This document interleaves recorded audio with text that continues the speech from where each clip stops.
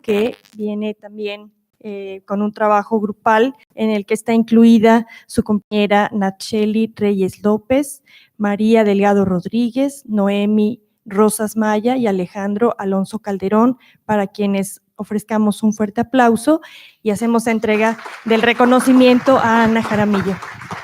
Gracias. Muchas gracias. Felicidades.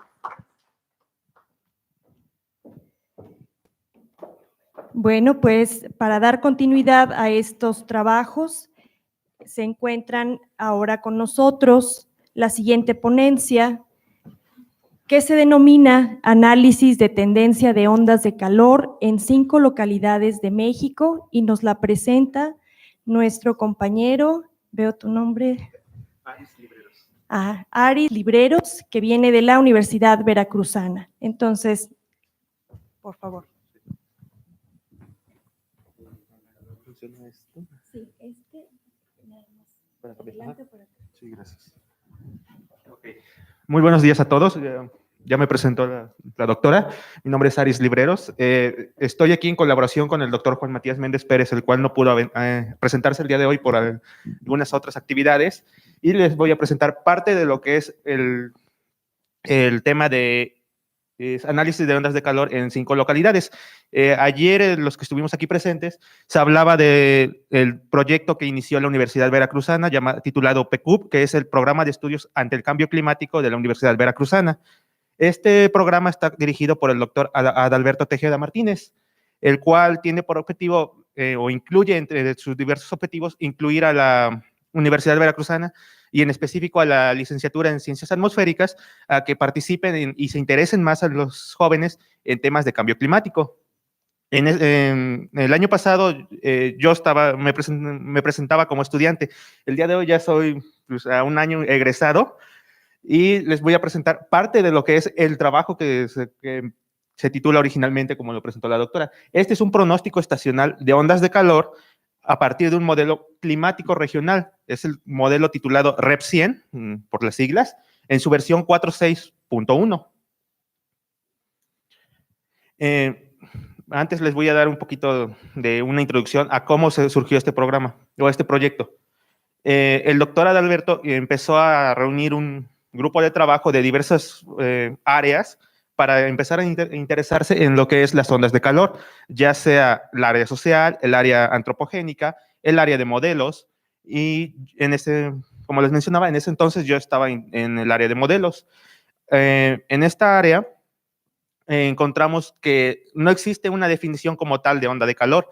Si ustedes los buscan, México tiene su propia definición en una ciudad, digamos en Monterrey, aquí en Puebla, en la Ciudad de México, Jalisco, ocupan diferentes condiciones. Todo esto debido a que la temperatura y otras variables que afectan las propias condiciones ambientales varían de la ciudad a ciudad. Con esto en claro, nosotros empezamos a buscar una definición más generalizada para analizar las ondas de calor.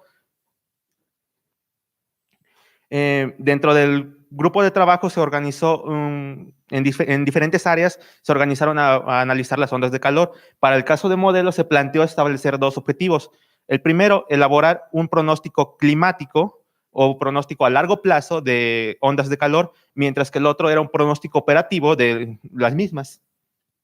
Para llevar a cabo el pronóstico climático, se recurrió a elaborar una climatología primero, con base en los datos de reanálisis del Climate Forecast System Reanalysis, el CFSR por sus siglas en inglés, el cual concentra a 31. Okay. 31 años de datos de 1979 a 2010.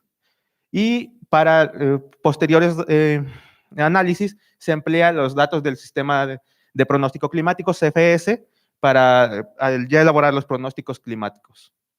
Durante la literatura no encontramos información de ondas de calor aquí en México, más que algún trabajo de García Cueto y colaboradores en 2018, pero en sí eran cálculos estadísticos, no había nada relacionado con un modelo de ondas de calor.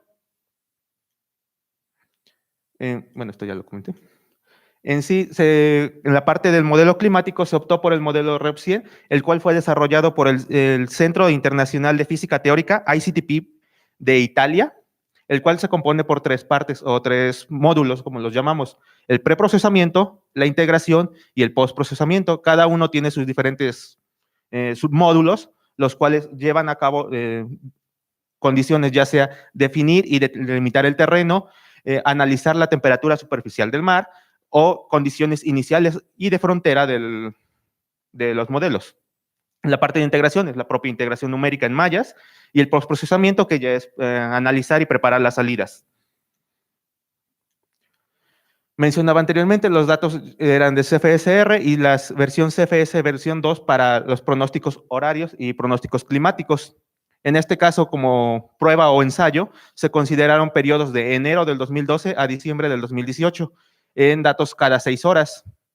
Las variables normalmente que se analiza el modelo o que requiere principalmente son temperatura del aire, altura geopotencial, las componentes zonal y meridional del viento, además de una variable húmeda. En este caso, humedad relativa, que fue la más accesible para nosotros. Bueno, y la parte oceánica también es importante. Ya es claro que el océano en un nivel climático hay muchas variaciones, hay variaciones a largo plazo, y eso se tiene que estar reflejando en el estudio. Para validar nuestro modelo y validar que funciona como un nivel operativo, se consideraron dos fuentes de datos. Una en malla, que es los datos del Climate Prediction Center, que es Global Daily Temperature, de a 0.5 de resolución, que es aproximadamente 55 kilómetros, con datos diarios desde el 1 de enero hasta el presente. Al día de hoy ya tienen su dato registrado. Y la base de datos CLICOM, que es la base de datos climatológica nacional. Datos igual 1979 hasta lo más reciente que teníamos en esa fecha. Todo fue en torno a variables de temperatura máxima. Esto es CLICOM.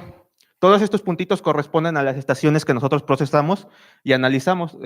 Hay estados que vemos una clara deficiencia de estaciones, y en otros casos, como Puebla y el Valle de México, que tienen bastante información y muy buena, los cuales fueron procesadas antes de tomarse de la estación para comparar.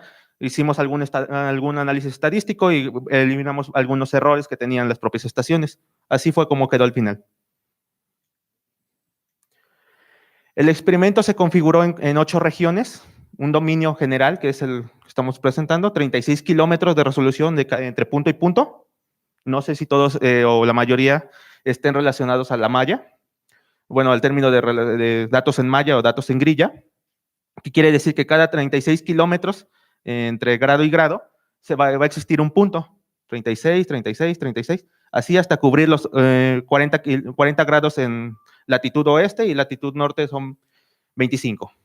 Entonces, posteriormente se seccionó el país en 8 regiones porque era muy difícil analizar a México en su totalidad en un solo golpe, por así decirlo.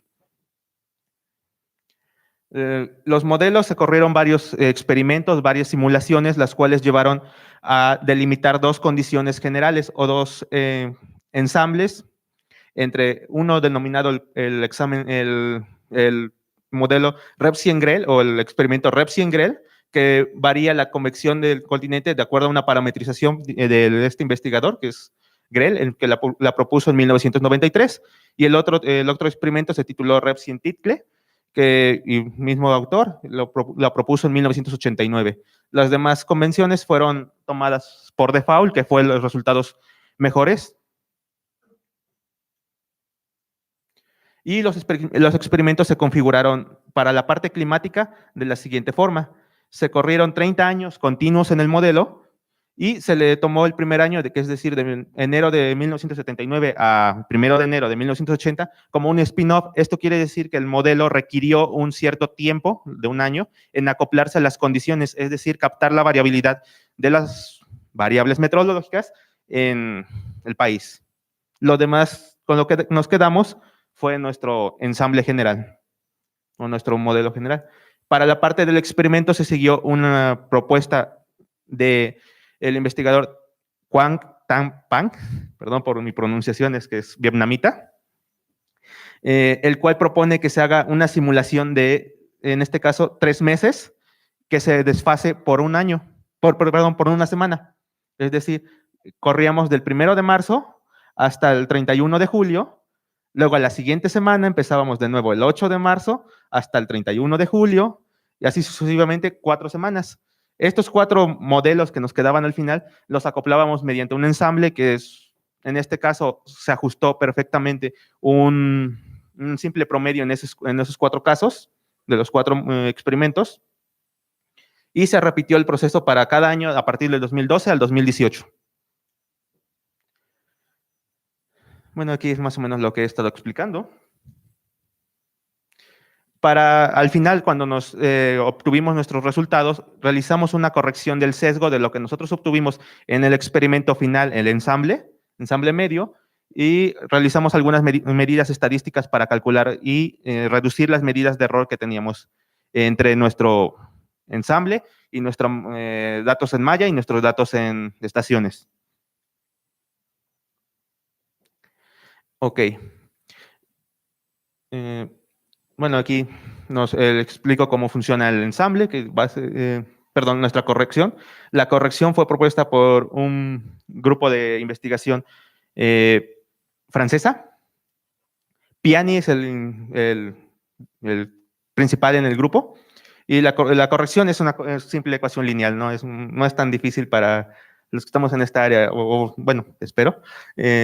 La mayoría es una constante más un ajuste en la curva, y en este caso fue nuestra temperatura máxima observada, es decir, la de las estaciones, menos nuestra temperatura máxima modelada, por el cociente de la observada sobre la modelada, por X.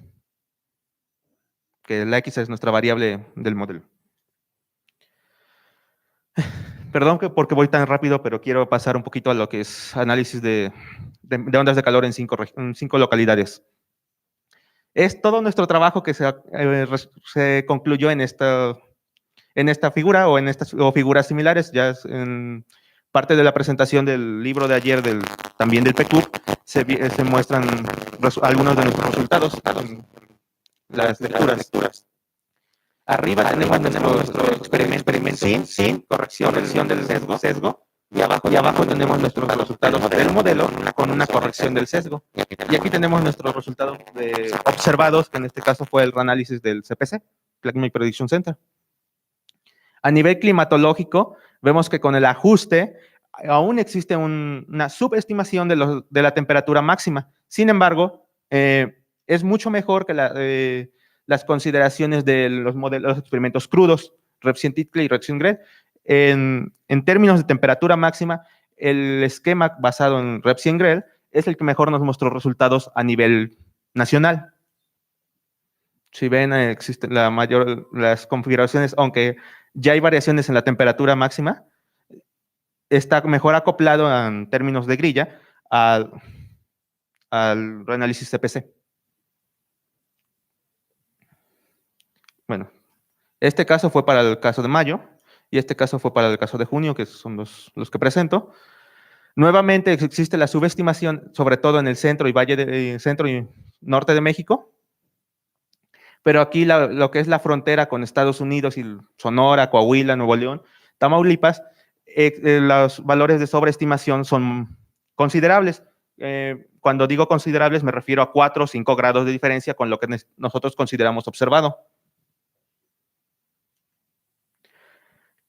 Bueno, ya a nivel climatológico, punto a punto, desde 1980 a 2010, tenemos la línea negra corresponde a nuestro observado, las líneas continuas en rojo y en azul corresponden a los experimentos crudos, es decir, Repsien-Grell en rojo y Repsien-Tickle en azul, y nuestros ajustes de sesgo son las líneas punteadas. Igual, mismos colores, Repsien-Grell en rojo y Repsien-Tickle en azul. El caso es del mes de mayo. Vemos que con un ajuste del sesgo, nuestros experimentos climáticos de Repsien muestran un mejor acoplamiento en cuanto a temperatura máxima a lo largo de los años. Nuestros mejores estimados nos muestran errores de hasta 4 grados máximo. pero si observan, bueno, la mayoría de los experimentos con el ajuste se acoplan a las condiciones de variabilidad, a la oscilación. Para el mes de junio, mismo caso. El acoplamiento a la variabilidad que presenta nuestro observado con respecto a lo modelado es bastante buena, con diferencias de 2 y 3 grados. Bueno, esta es una figurita que quise construir para comparar nuestro Maya, este es nuestro observado del CPC. Aquí está lo medido propiamente, lo observado del CLICOM, y los experimentos crudos. No, a simple vista puedo decir que los experimentos fueron realmente más fríos en el centro, sur y norte del país, mientras que lo que se midió en el instante o en el promedio diario es más cálido o con tendencias un poco más altas. Perdón. Nuevamente, al comparar con los experimentos que tienen la corrección del sesgo, vemos una clara mejora, sobre todo en el centro del país y parte del altiplano, comparado con nuestro observado crudo. Aquí mantenemos la misma figura que el caso anterior, que es la del CPC. Para Repsientitle ya se empiezan a observar sobreestimaciones en el Valle de México, el sur de Puebla y algunos otros estados en el centro del país. Muy bien, ya obteniendo todos estos resultados, después se está pensando o se optó por elaborar un pronóstico de ondas de calor a largo plazo, es decir, tener un adelanto, es decir, de 4 o 5 meses para conocer cómo van a estar los efectos de ondas de calor a futuro.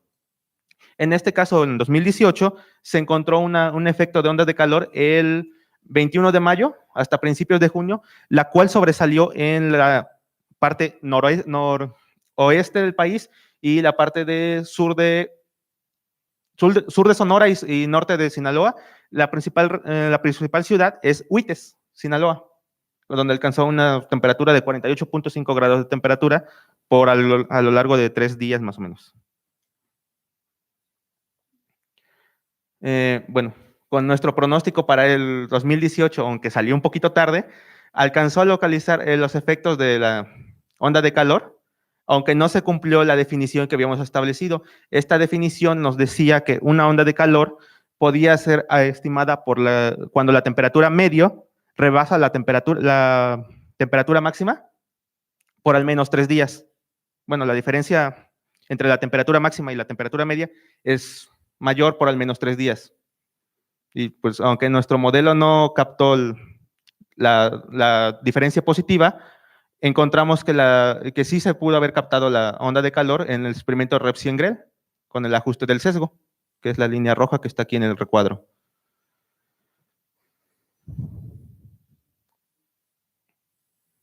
Nuevamente tenemos la comparación con respecto a las correcciones del sesgo. Con la corrección del sesgo sí ya pasa la diferencia positiva, pero aún no se compara con la línea negra, que sigue siendo nuestro observado. Al final presentamos cómo se captó la onda de calor en ese periodo. Tenemos nuestra diferencia entre el observado y el reanálisis, que es la barra de abajo, y así está la anomalía, y nuestro modelo, que corresponde a la barra lateral, y así fue lo que nosotros captamos en nuestro pronóstico para 2018 de la onda de calor. Repsiengel, aunque la captó ligeramente, la ubicaba un poco al lado contrario, es decir, en Tamaulipas y Nuevo León, aunque esta onda de calor se extendió en gran parte del país, ya que existía un sistema de alta presión establecido en esa área. Bueno, ya para concluir y manera de resumen, se espera se está trabajando en que este modelo produzca de manera operativa un pronóstico climático de ondas de calor y algunos otros eventos meteorológicos. Puede ser una onda de frío, algún evento relacionado con huracanes, e incluso tornados, suradas. Y también se definió que la combinación de los esquemas de Emanuel en océano y Creel en continente, que fueron las principales variaciones para los experimentos Repsiengel y Repsientitle, sean las utilizadas para este trabajo. Y bueno, eso sería todo.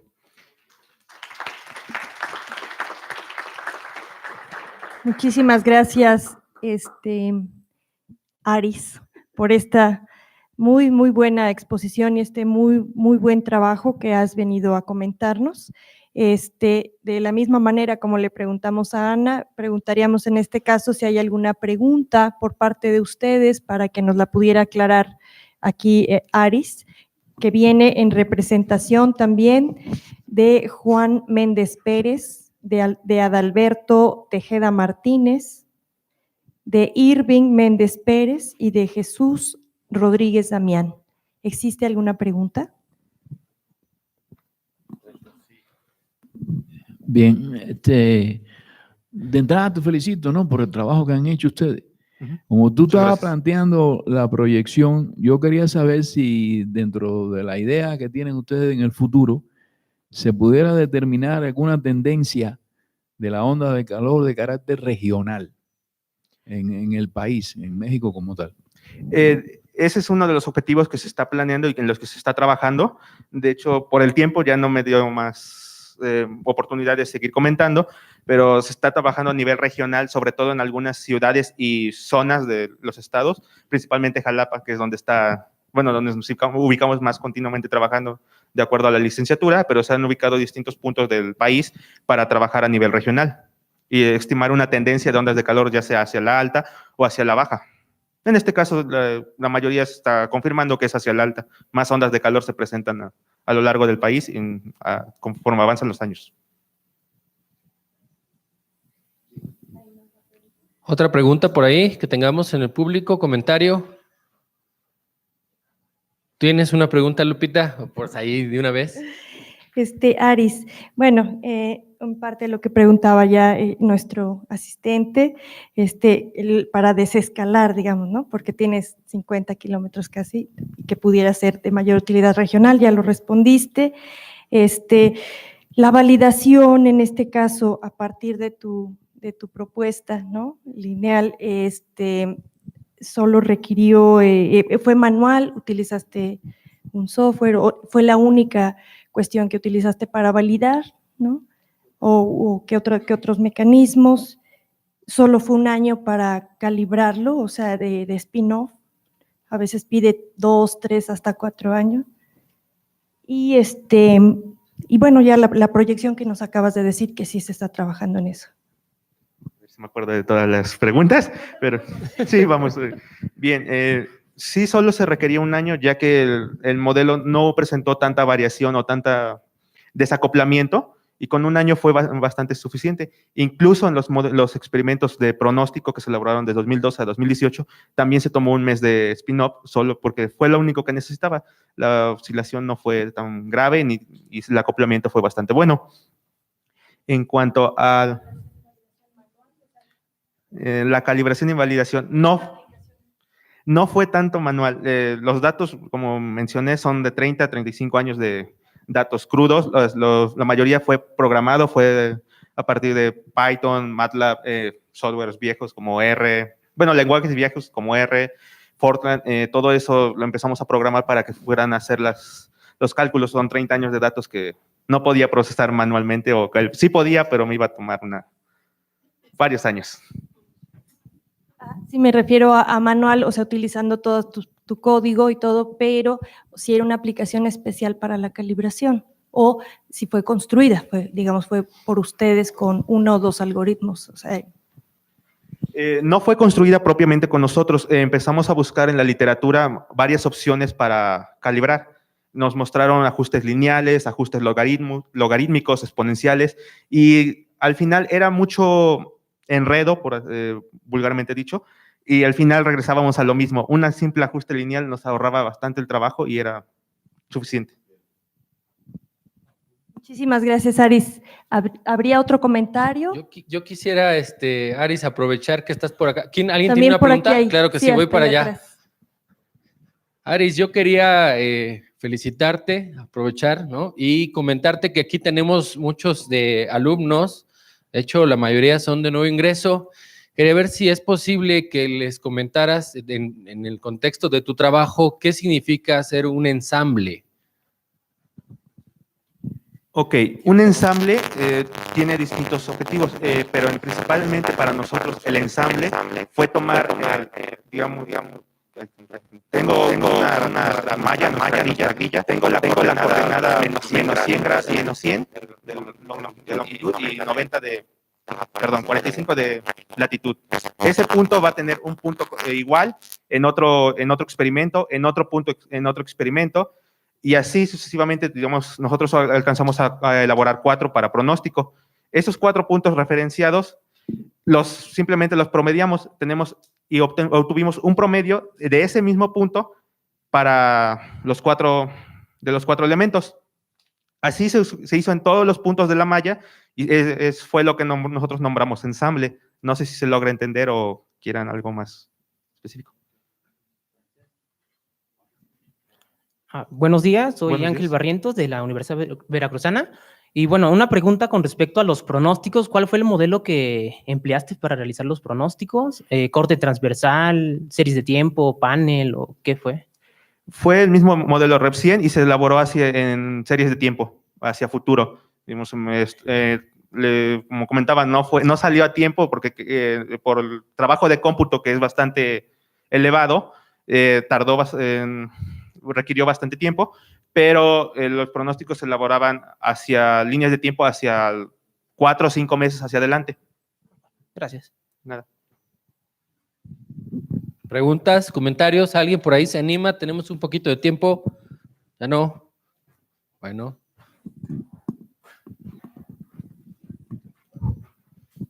Aris, pues a nombre de los organizadores de la Universidad Autónoma de Puebla, desde el doctor Carlos Gay, coordinador general en México, aquí nuestro director del Instituto de Ciencias de la UAP y nuestro coordinador del evento, el doctor Marco Mora, hacemos entrega de tu reconocimiento y una felicitación muy grande.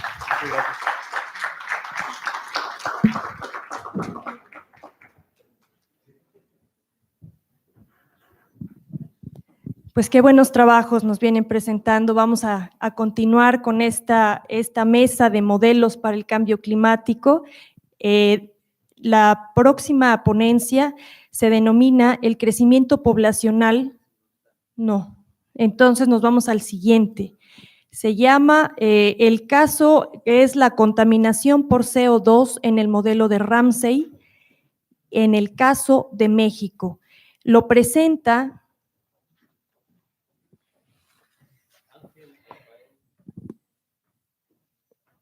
Ángel Rafael Barrientos Cruz, ¿sí?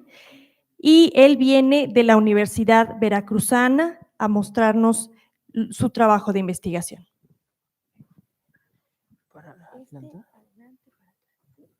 Bueno. Muy buenos días, mi nombre es Ángel Rafael Barrientos Cruz, vengo de la maestría en Economía Ambiental de la Universidad Veracruzana. Es un trabajo de investigación que está en proceso de dictaminación en una revista nacional. Bueno, en este caso voy a exponer a nombre del doctor Marco Antonio Méndez Salazar, la contaminación por CO2 en el modelo de Ramsey, el caso de México. Más cerca. El caso de México. ¿Por qué el CO2? El CO2, al menos, es un gas de vida larga. Y bueno, en este caso, el CO2 a nivel mundial, México es el 11º emisor a nivel mundial. En países de la OCDE es el 6º lugar y en América Latina al menos es el primer lugar. O sea, ya sabemos que al menos ahorita con las quemazones del Amazonas a lo mejor ya bajamos al 2º, pero somos el primer lugar en emisiones de CO2. La presentación se estructura de la siguiente manera: resumen, introducción, una revisión breve de la literatura, la metodología, resultados y una pequeña sección de discusiones. En este caso, como a manera de resumen, las soluciones del mercado, es decir, los instrumentos como impuestos, subsidios, en este caso no funcionan con las externalidades de la contaminación, las externalidades multilaterales, es decir, yo contamino y afecto al vecino de enfrente, al vecino de al lado, y contamino, y esos efectos negativos afectan a más de un, digamos, agente económico. En este caso, las soluciones de mercado que se establecen actualmente que no consideran los acervos de contaminantes no pueden ser utilizados como un mecanismo de internalización de estos costos externos. Es decir, que no reflejan el costo social de la acumulación de la contaminación que se genera en la atmósfera. Por lo tanto, establecer mecanismos de mercado que no estén basados en un acervo o stock de emisiones, pues básicamente no va a corregir o no va a remediar estas actividades negativas que generan los productores, los consumidores, todos los agentes económicos. En este caso, el objetivo de la investigación fue estimar los cargos óptimos por CO2 en función de su precio sombra, que básicamente es el resultado de un problema de optimización dinámica. Bueno, en esta investigación analizamos lo que es la contaminación por acervo de CO2 o un stock de CO2 incorporado dentro del modelo de Ramsey, Cass y Koopmans. Este modelo es un modelo de equilibrio general dinámico y básicamente es un modelo de crecimiento económico donde interactúan consumidores, productores en decisiones de consumo y ahorro en un plano intertemporal. Básicamente, podemos concluir que los cargos óptimos al CO2 provocan una disminución en el acervo de CO2, en el propio acervo de capital físico, en el consumo y en el acervo, digamos, en el acervo de contaminación también. Bueno, a manera de introducción, sabemos que la contaminación es un subproducto inevitable de las actividades de consumo y de producción que se generan en todo el país, en el mundo, en una localidad, donde sea. En este caso, lo que son los impuestos o subsidios piguvianos, es decir, los impuestos verdes o esos que establece el Partido Verde, por ejemplo, los permisos los mercados para permisos de contaminación, los derechos de propiedad, las restricciones de cuotas voluntarias o cuotas vinculantes, solo indican la dirección de la corrección de la externalidad. Es decir, yo identifico quién fue el agente que contaminó, entonces a él le voy a cargar ese impuesto, pero básicamente solamente identifico quién afectó a quién, más no tengo una base para generar ese impuesto. Básicamente, la aplicación de cargos óptimos al CO2 que reflejen un precio sombra derivado de un problema de optimización dinámica puede ser más efectivo para reducir en el largo plazo la contaminación por CO2. Bueno, entendemos en esta investigación que control óptimo viene siendo una metodología para resolver problemas de optimización dinámica. Y en este caso se optó por calcular un cargo óptimo que equivale a qué tanto vamos a multar o a tasar cierta unidad de contaminación por CO2, en este caso representado por la letra tau. Y bueno, concluimos que al controlar la contaminación por CO2, bueno, por un acervo de CO2, se generan disminuciones en los niveles de estado estacionario que no representan pérdidas de bienestar en el largo plazo. Es decir, si controlamos la contaminación del día de hoy, en el largo plazo, básicamente vamos a reducir, sí, la contaminación, vamos a reducir la acumulación de capital, pero esa disminución en la acumulación de capital, en la producción y en el consumo, no van a generar una pérdida de bienestar en toda la población. Bueno, una breve revisión de la literatura. Básicamente, la contaminación se viene estudiando como problemas de optimización dinámica con un corte intertemporal. Básicamente, se analiza el bienestar social de la población en un corte de horizonte infinito. Básicamente consideramos las externalidades de un acervo de CO2 y a las propias emisiones como las bases para establecer su precio sombra. Siguiendo a William Nordhaus del 82, a Van der Ploot y Wittkagen, Saltari y Travaglini del 2017, utilizamos de la misma manera el modelo de crecimiento económico de Ramsey, Cass y Koopmans para analizar el acervo de CO2 en su relación con las unidades de consumo, de producción y todos los agentes económicos de una economía. Básicamente, confirmamos y ampliamos las conclusiones de todos estos investigadores y los extendimos a la economía mexicana. Bueno, básicamente, bueno, se presentan los datos y la metodología. Utilizamos el PIB por el lado de la oferta, el acervo de capital físico, el consumo de los hogares y un acervo de contaminación por CO2. Estas son variables en términos per cápita. Provienen de las Penworth Tables y el CO2 del CEDIAC. Básicamente, calculamos un acervo de CO2 considerando una tasa efectiva de asimilación atmosférica de aproximadamente 130 años, de 120 a 130 años, y una tasa marginal de retención atmosférica de 0.64. Básicamente se aplicó un método de inventarios perpetuos ajustados para generar una serie, digamos, que se puede utilizar para modelos de regresión de series de tiempo. Bueno, básicamente lo que son las variables en términos per cápita están medidas en dólares, en paridad de poder adquisitivo, en precios de 2011, perdón. Y bueno, presentamos los parámetros y las funciones. En este caso se presenta una tasa de descuento efectiva, la tasa subjetiva de descuento. Esas básicamente representan qué tanto vamos a darle importancia al presente o al futuro de una generación. Básicamente, si una tasa de descuento efectiva es alta, básicamente nos está diciendo que no nos importa el futuro de nuestros descendientes y nos importa solamente pensar en nosotros. Consideramos una tasa de crecimiento poblacional, una tasa de emisiones, como un cociente básicamente que relaciona al CO2 y al producto, es decir, la actividad económica y a las propias emisiones, una tasa constante de depreciación del capital físico y una tasa de asimilación constante del CO2 que equivale básicamente a un tiempo de vida efectivo en la atmósfera de 130 años. Y se utiliza una tasa de depreciación efectiva del capital físico y una tasa de asimilación efectiva para el acervo de CO2.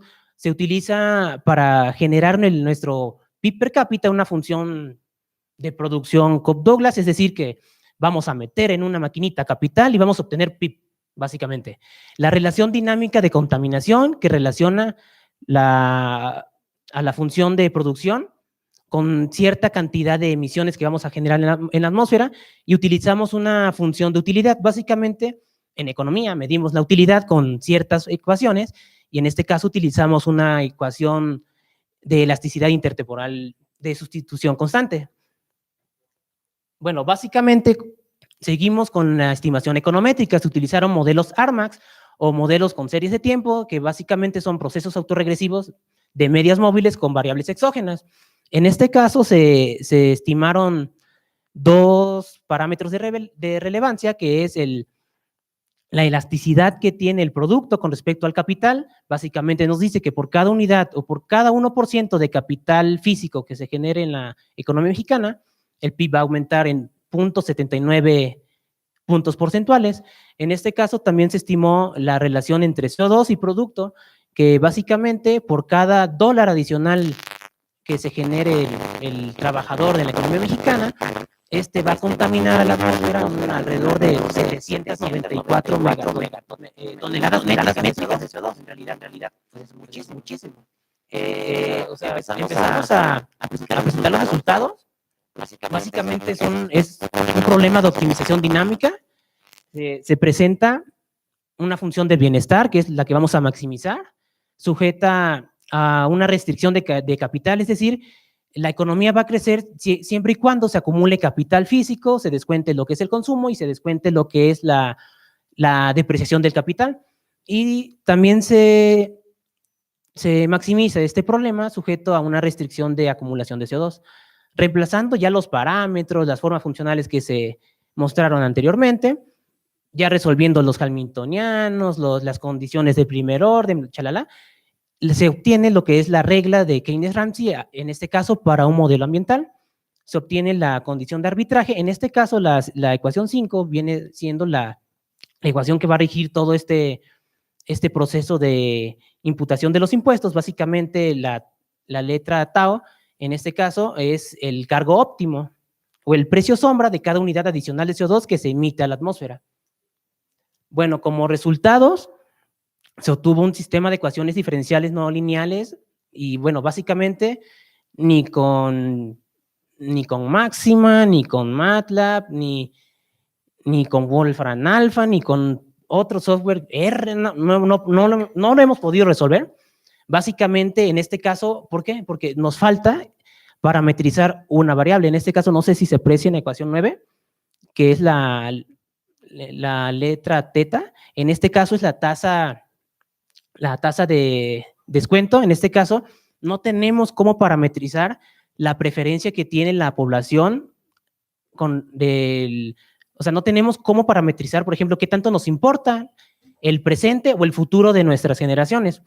En este caso, hicimos un ejercicio matemático de decir que la tasa se encuentra entre valores 0 y 1, y entonces empezamos a jugar con los estados estacionarios, que básicamente son como esos puntos donde nos vamos a fijar, donde ya no crecen las variables y nos dan ciertos comportamientos de toda la economía. Encontramos tres estados estacionarios. Básicamente, en el primero, todas las variables, digamos, no crecen. En este caso menciona que se cancelan y es un punto fijo degenerado con comportamiento de punto silla. En este caso, los comportamientos de punto silla en la economía básicamente nos sirven para analizar la dinámica cerca a un punto donde, por ejemplo, no podemos llegar. Es decir, en los modelos donde analizamos crecimiento económico, analizamos en el largo plazo. Sabemos que el largo plazo básicamente pues, no lo podemos definir por una cantidad de años. ¿Alguien me puede decir cuánto es un largo plazo? Nadie lo sabe. Entonces, por ejemplo, siempre nos vamos a fijar en los estados estacionarios, donde ya las variables no se van a mover. En este caso, el segundo estado estacionario muestra que el consumo per cápita es nulo y que es un punto fijo no degenerado que, por ejemplo, acepta un análisis matemático con matrices jacobianas o de estabilidad lineal.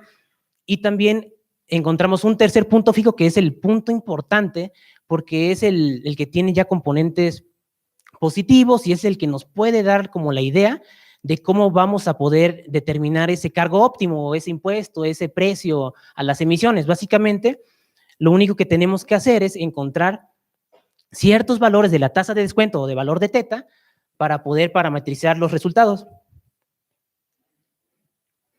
En los resultados tenemos, digamos, que hicimos como ese truco de decir, bueno, teta, el valor que no podemos todavía determinar porque no existe una forma matemática para calcularlo, lo tenemos en un intervalo entre 0 y 1, y bueno, solamente así podemos encontrar una dependencia entre el valor de tau, que viene siendo el cargo óptimo, y la tasa de preferencia en el tiempo, o la tasa de descuento. En este caso, encontramos que por cada valor de teta existen distintas trayectorias de acumulación de capital, de acumulación de CO2. En este caso, existen distintas trayectorias que nos van a indicar cómo se va a comportar la economía. En este caso, el modelo de Ramsey, Cass y Kuhlman, como se menciona, RCK, básicamente es el modelo, digamos, donde no se aplica ninguna política ambiental. Ya cuando le metemos la ecuación de acumulación de CO2, en esencia es ya la aplicación de una política ambiental, ya sea con cargos óptimos. Y bueno, ya un poco de lo que se ha discutido es que, por ejemplo, los hallazgos sugieren, bueno, en esta investigación, que analizando una función de daño, es decir, cómo se comportan las emisiones, en esta emisión de daño lo que nos ayuda es a que nosotros podemos determinar efectivamente ya sea impuestos o subsidios en nuestro modelo de crecimiento económico. Y básicamente el comportamiento de punto silla en la economía nos permite analizar cierto comportamiento de la economía hasta de un punto hasta el infinito, por ejemplo. Y, por ejemplo, podemos determinar en el punto silla la relación que existe entre la acumulación y este propio cargo óptimo. Bueno, en futuras investigaciones tenemos planeado calcular de alguna forma viable lo que es la tasa de descuento. En este caso, vamos a utilizar una investigación vamos a hacer como un refrito de 1928 y de 2013, pero, por ejemplo, eso es muy importante porque es la base de todos los trabajos en economía de cambio climático. Vamos a tratar de calcular una tasa subjetiva de descuento y ya teniendo esa tasa subjetiva de descuento vamos a poder parametrizar la tasa de descuento que utilizamos en economía para poder determinar esa relación entre los cargos óptimos y la propia acumulación de CO2. Bueno, en el tercer estado estacionario que encontramos, básicamente, encontramos que el acervo de capital, el acervo de CO2 y el consumo sí son inferiores al modelo de crecimiento económico original. Es decir, si aplicamos una política ambiental basada en impuestos, subsidios, precios a las emisiones, vamos a reducir en el largo plazo el consumo, sí, vamos a reducir también las emisiones, pero no vamos a reducir sustancialmente el bienestar. Y bueno, por lo tanto,